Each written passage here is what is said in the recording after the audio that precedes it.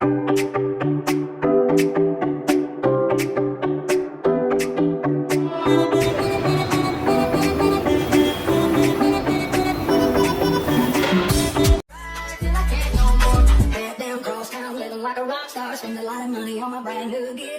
mga kapam! Welcome to my channel! It's me, Get Back Family Vlog. And for today's video, I'm cooking paksiw.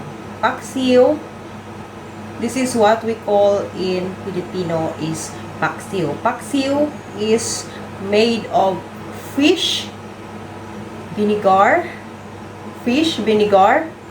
soy sauce, ginger, onion, and you can add 1 teaspoon of oil.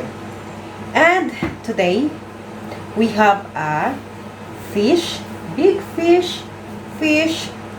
So you need to cut into a small pieces. Okay? We have a 2 big fish. So, I show you how to cook properly. Okay? Paksiw is the favorite Filipino meal. Okay? So, this kind of meal is very good because you put vinegar, soy sauce, pepper, or you can put also chili or spicy. Depends what you like. Okay? And now I don't put the spicy because we have kids here. And kids is like eating paksiw. Baka magreklamo kung maanghang. So, let's get started. Okay. So, we have a cooking pan. This is my favorite pan. I like to use for paksiw. And onion, ginger. Okay. Oh, and we add also a garlic. Okay.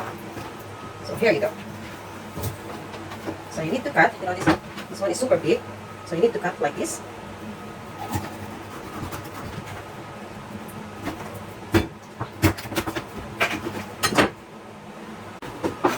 So you need to cut this onion.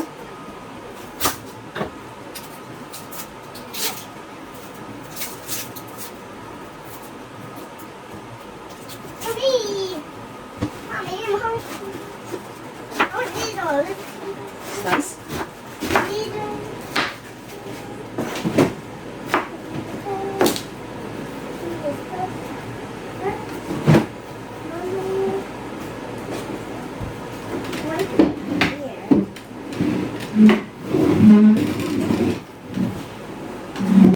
And next is we have ginger.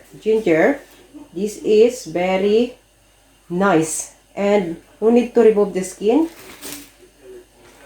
I don't know what is your what you like about the ginger to your paksiw, but for me, I like to keep the skin.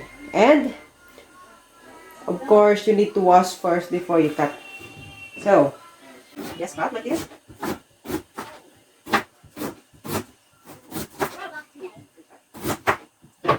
So here. And garlic.